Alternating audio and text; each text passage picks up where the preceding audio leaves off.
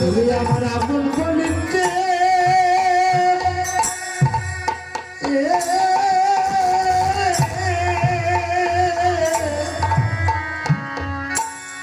গোবিন্দ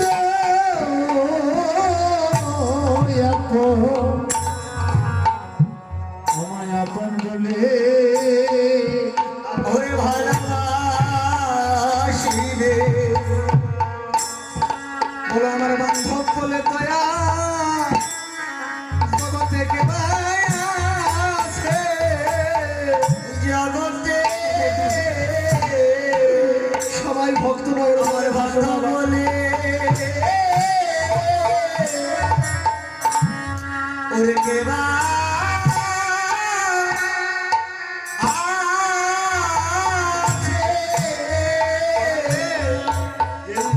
যদি স্বামী স্ত্রী ভালোবাসা থাকে, পিতা মাতা যদি ভালোবাসা থাকে, বন্ধু বান্ধব যদি ভালোবাসা থাকে, দেখবেন বাবা সময় হলে সবাইকে ছেড়ে সবাই চলে যাবে। হে গৌর ভক্ত কৃষ্ণ ভক্ত, কিন্তু আমার গোবিন্দ কাউকে ছেড়ে কোনোদিনই যাবে না। আমার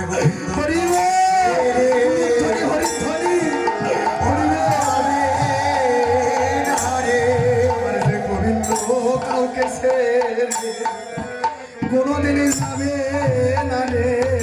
আমার গোবিন্দ কোনোদিন কাউকে ছেড়ে করে যাবে না রে। গোবিন্দ ভাব পারে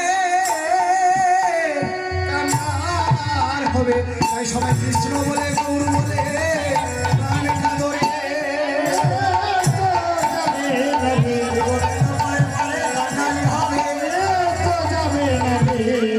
ওরে ভগবান কাউকে ছেড়ে ওরে যাবে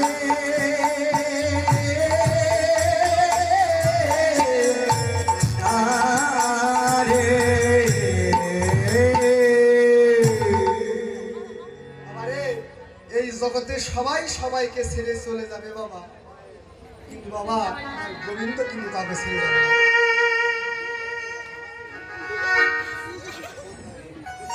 শোনো, গোবিন্দ কোনদিন ছেড়ে যাবে না। তাই উগারে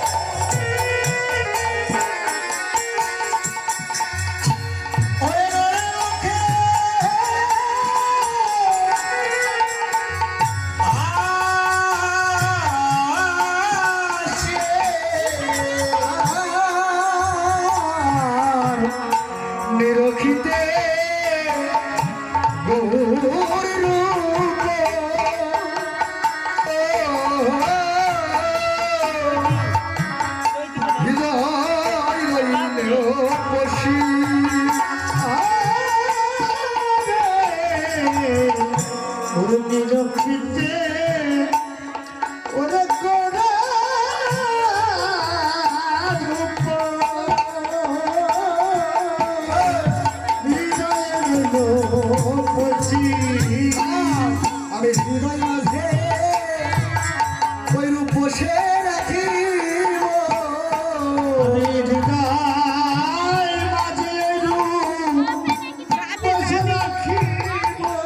ওই ভালোবাসা গৌরী রূপ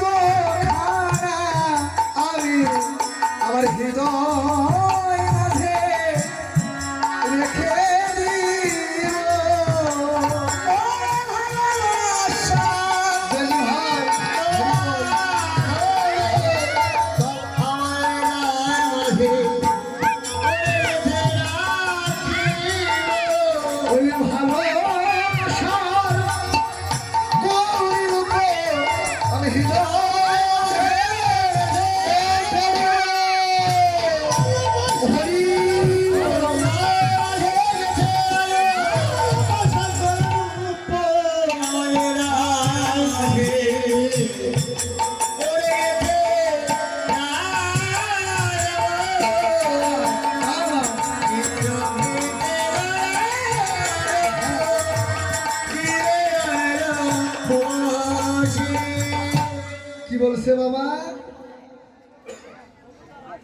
যে উগারেরও সুধাজনক গোড়া মুখের হাসি আর নিরক্ষিতে গৌরব হৃদয় রইল খুশি বলছে এমন রূপখানা আমি আমার হৃদয় মাঝে আমি রেখে দিব আমার এই ভালোবাসা গৌর বদন খানা। এই যে বোনেরা শোনো বাবা, এই যে আসলে ছোট ছোট বোনেরা আছে, এই যে আমার ভাইয়েরা আছে, শোনো বাবা, এই ভালোবাসা কি সেই ভালোবাসা? কোন ভালোবাসা? এই ভালোবাসা কিন্তু সেই ভালোবাসা নয় রে বাবা। আমার বাড়ির সামনে স্কুল আছে বাবা, তোমার ভালো করে চিনি তোমরা কেমন বলেন গো? হ্যাঁ ঠিক। আমি যখন কীর্তন থেকে যখন বাড়ি থেকে বাড়াই রে বাবা, তা আমাদের ওখানে একটা মেয়ে আছে বাবা, আমার সম্পর্কে ছোট বোন হয়। আমি যখন কীর্তন করে যখন আসি আমার বাড়ির সাইডে স্কুল, তো দেখি বাবা আমি কীর্তন করতে যখন সকালে যখন বাইরে থেকে যখন বের হই তখন দেখি ও বাবা একটা হাত ধরে গল্প করতে করতে যায়। তারপরে আবার কীর্তন শেষ করে যখন বাড়িতে যখন আসি রে বাবা দেখি কি জানো ও বাবা আর আমার হাত ধরে বের আমি এখন কই বোন রে, এবং আজ থেকে 10 দিন আগে দেখলাম তুই তোমার হাত ধরে বেরিয়ে বেড়ালি গল্প করলি, সুখ হিসাবে করতেই পারে যাইতেই পারে রে বোন, কিন্তু কীর্তন করে ফিরার পথে দেখলাম ওইটা তো দূরের থেকে সোফাও তো দেখা যায় না, দেখি আর হাত ধরে ফিরে বেড়াস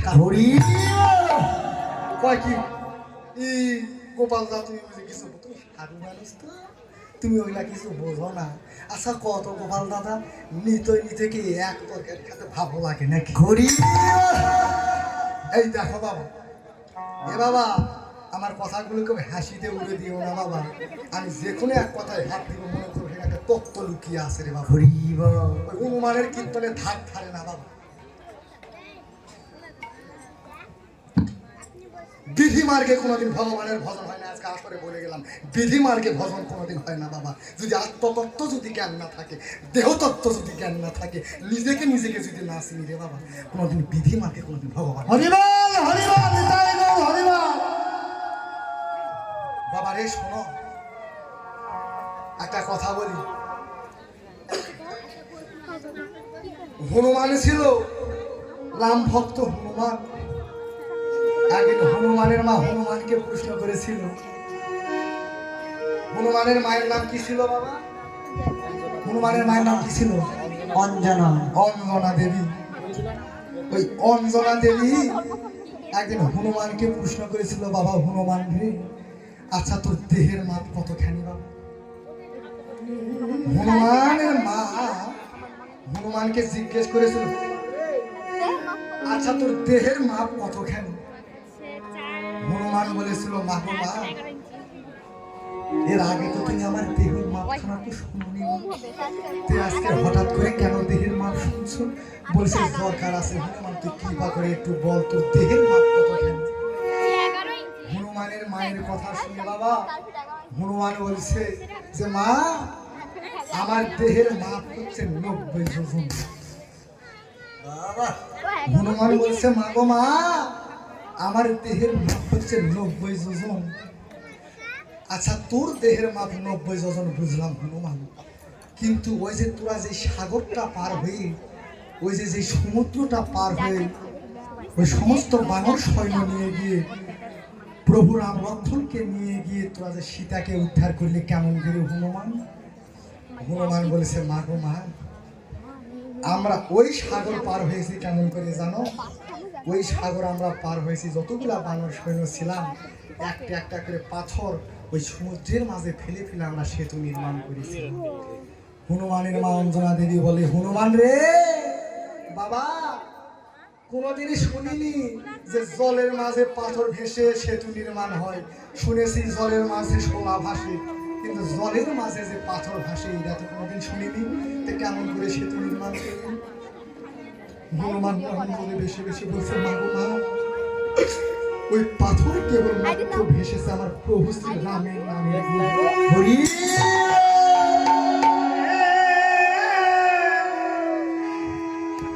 বলছে, মা আগে পাথর দিয়েছিলাম মা, একটাও পাথর ভাসেনি, সেতু নির্মাণ হয়নি। কিন্তু যখনই জয় রাম শ্রীরাম লিখে লিখে যখন জলের পাশে যখন ফেলে দিলাম মা, ওই রামের গুণে আমার সেতু নির্মাণ হয়ে গেল। সেতু নির্মাণ করতে কয়দিন লেগেছিল? তে বলছে 4.5 দিন লেগেছিল সেতু নির্মাণ করতে। তে বলছে বোকা ছেলে রে, হনুমানের মা বলছে হনুমানকে, হনুমান তুই বোকা ছেলে রে, এ হনুমান তোর দেহের মাপ ছিল 90 যোজন, আর ওই সাগর সমুদ্রের মাপ ছিল 80 যোজন। বাবা তে বাবারে তুই একটা একটা করে পাথর দিয়ে সেতু নির্মাণ করে সময় নষ্ট না করে, হনুমান তোর এই 90 যোজনের দেহখানা যদি সাগরের মাঝে বিকাইয়ে দিতি, ওই দেহের উপর দিয়ে প্রভু নাম হেঁটে হেঁটে যেত, তবে কি হতো জানিস? হনুমান তোর পশু জন বাপরে ধন্য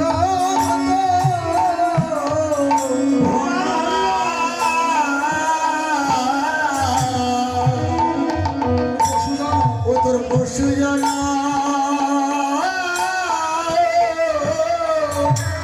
ধন্য হতো।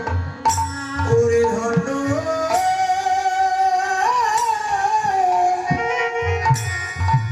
ওরে ধন্য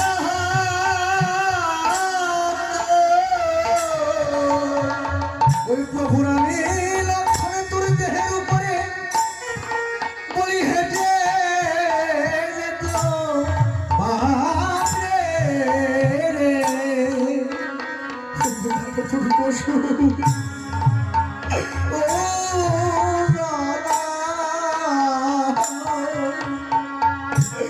বাপরে তোর ধন্য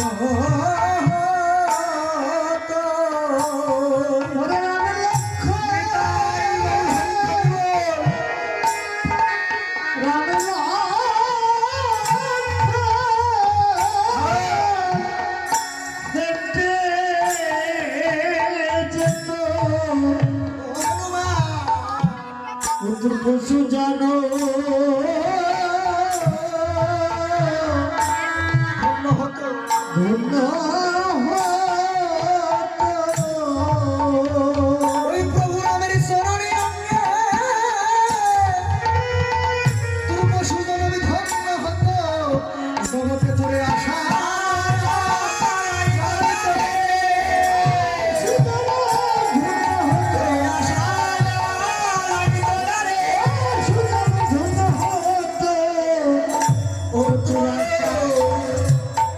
পশু জানা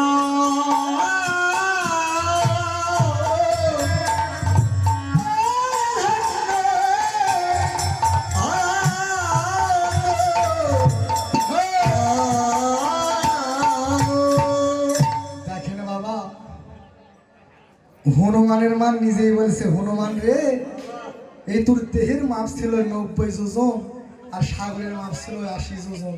ওই একটা একটা করে পাথর ফেলে সময় নষ্ট না করে তোর 90 যোজন দেহখানা সাগরের মাঝে বিকায় দিতিস, ওই তোর দেহের উপর দিয়ে প্রভু নাম লক্ষণ হেঁটে যেত, আর তোর পশু জনম ধন্য হয়ে যেত। তে মারে শোনো, ওই বনের ফুল ঠাকুরের কাছে না দিয়ে, ওই বনের ফল ঠাকুরের না দিয়ে নিজ নিজ গুরুদেব যখন দীক্ষিত করেছে বাবা, ওই দিন হইতে একটা ভক্তির বৃক্ষ রোপণ হয়েছে। যাজন যজন এই যে গায়ত্রী বীজ জপ করিতে করিতে বাবা ধ্যানের ঘরে বসে, ভাবের ঘরে বসে ওই ভক্তি বীজ লতাতে একটা ভক্তির বৃক্ষ হয় রে বাবা। যদি পারো ওই বৃক্ষে ফল ফুল ফোটায় আমার গোবিন্দ সেবা গুরু সেবা দিন। জয় গো হরিবল হরিবল।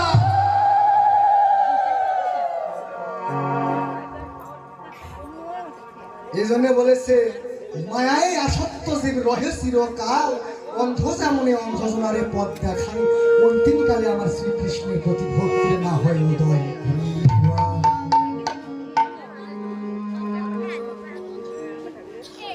বাবা ভক্তি শাস্ত্রে কি বললো জানো? ভক্তি শাস্ত্রে বলেছে এই যে কাল হইতে অনেক ভক্তর চরণে ধুলি আমরা দেখেছি বাবা। ভক্তি শাস্ত্রে বলেছে যে ভাতই কখনো প্রসাদ নয়, পাও কখনো চরণ নয়, চরণের ঊর্ধ্বে চরণ রয়, যেই চরণে ভক্তি দিলে রে জীবের কৃষ্ণের প্রতি ভক্তি উদয় হয়। আমার একটু জানার বিষয় বাবা, এই চরণ হলো কোন চরণ বাবা? শাস্ত্রে পাওয়া গেছে বাবা ও মায়ের সাথে হো হো খালি করো না বাবা, তালে খালি তাল মিলাই না। এই চরণ কোন চরণ বাবা? কোন চরণে ভক্তি দিবা? ভক্তি শাস্ত্রে যে বললো ভাত কখনো প্রসাদ নয়, পাও কখনো চরণ নয়, চরণের ঊর্ধ্বে চরণ রয়, যেই চরণে ভক্তি দিলে রে জীবের কৃষ্ণের প্রতি ভক্তি উদয় হয়। এখন জানতে হবে বাবা এই চরণ হলো কোন চরণ। এখানে চরণ কিন্তু আবার 5 প্রকার বাবা। যাদের কাছে মোবাইল আছে রেকর্ডিং করে নাও, যাদের কাছে খাতা আছে লিখে নাও বাবা। এই 5টা চরণ কি কি জানো? রাঙা চরণ, যুগল চরণ, শীতল চরণ, শ্রীচরণ, আর একটা হলো অভয় চরণ। দেহি পদ পল্লব মুদরমী রাধে, আজ হইতে আমি তোমার এই চরণের দাসী দাস হয়ে গেলাম। এই অভয় চরণের খোঁজি পেয়ে গুরু শিষ্য একই হয়ে ঘরের ভিতরে কপালে দিয়ে আগুনে গুরু তত্ত্ব জানে তুমি সাধনা করে একবার যদি সেই চরণের খোঁজ পেয়ে ভক্তি দিতে পারে, সেদিন কি হয় জানো? সেদিন যে তার ভাবে আসা যাওয়া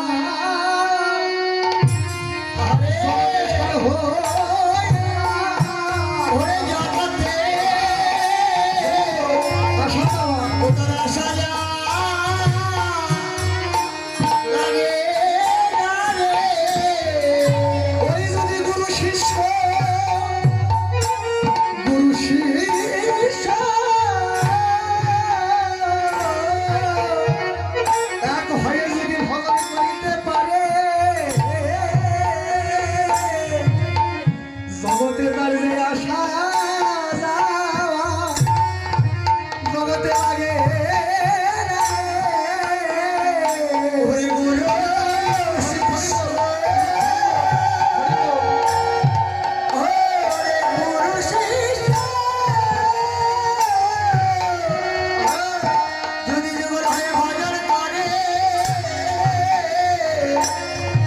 জগতে তার আশা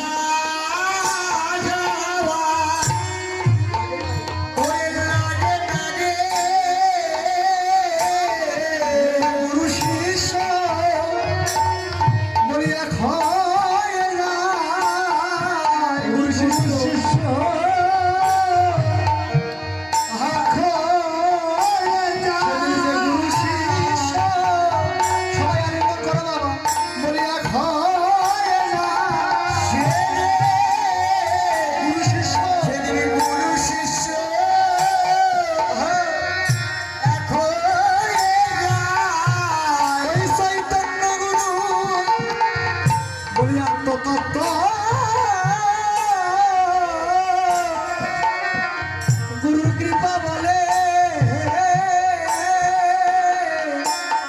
সেদিন যে গুরু শিষ্য বলিয়া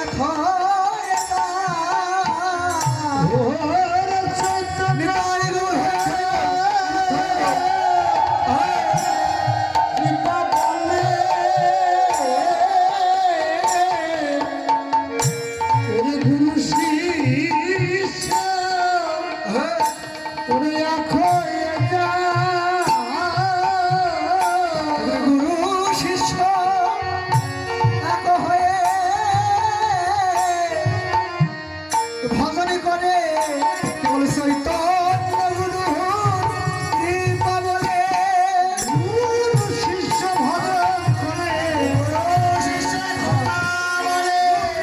ভজন করে চৈতন্য গুরু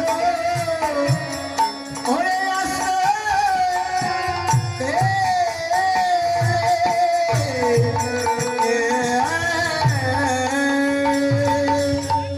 আখি পালটিতে পাবো যুগ হেলমনি আখি পালটিতে যুগ হেলমনি আর হিয়ার মাথায় নাতি গোড়ার উপখানি আর হিয়ার মাথায় রাখে গোড়ার উপখানি গেছে রাখলাম রে গেছে রাখলাম আর গেছে রাখলাম রে আর গেছে রাখলাম গেছে গেছে রাখলাম গুরুকে মতি খানে আমি জন্মে নয় জন্মে জন্মে খানে মাঝখানে গেথে রাখবো রে, গেথে রাখবো।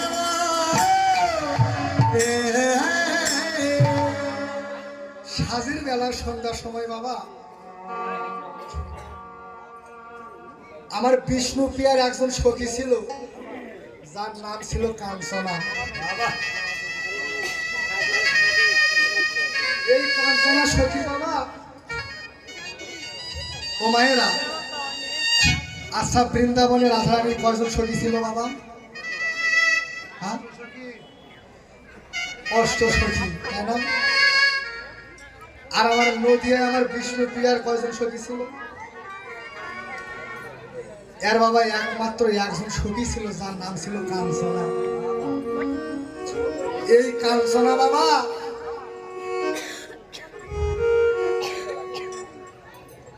ওই সাজের বেলা সন্ধ্যার সময় বিষ্ণু প্রিয়া বাবা ওই সুরধনী গঙ্গার তীরে জল ভরাতে গিয়ে এমন এক অপরূপ মানুষের বদনখানা দর্শন করিয়াছে বাবা। ওই বদনখানা দর্শন করিয়া এসে আর বিষ্ণু প্রিয়া কাঞ্চনা সখী ভুলতে পারতেছে না বাবা, সদাই সদাই সেই রূপেরই কথা বলতেছে। যাই হোক বাবা, আমার এক ভক্তিমতী মা আমাকে বস্ত্র, একটা ফল, গীতা সহ বাবা 10 টাকা দান করেছে। এটা আমার কাছে 10 টাকা নয় বাবা, এটা আমার কাছে 10 লক্ষ টাকা। কেননা এই টাকার ভিতরে ভালোবাসা আছে, ভক্তি আছে। হে ঠাকুর, আমি তোমার চরণ তলে আমি এই দক্ষিণা ফল বস্ত্র রেখে দিলাম ঠাকুর। যেদিন আমার এই মায়ের দেহ থেকে যেদিন প্রাণ পাখি বাহির হয়ে যাবে, সেদিন ঠাকুর ওই ভব নদীর পাড়ের ঘাটায় যদি পাড়ির করি না থাকে ঠাকুর, এখান থেকে করিনি তুমি তোমার ভক্তকে যুগল করে পার করো নি। হরি হরি হরি বলে রে আমার মন। সেই কাঞ্চনার কাছে আমার বিষ্ণু প্রিয়া গৌরূপের ব্যাখ্যা করছে, বলছে এই এমন তোর কি হয়েছে রে যে তুই মন খারাপ করে বসে আসিস? বিষ্ণু প্রিয়া বলছে সখী রে, ওই সুরধনী গঙ্গার তীরে আমি জল আনতে গিয়ে এমন এক অপরূপ মাধুরী মুখখানা দর্শন করিয়াছি যে খাইতে উঠতে বসতে সেই রূপের ভাবনাটাই আমি ভাবতেছি, ভুলিতে পারি না রে। এবার বলছে কেমন রূপ দেখেছিস?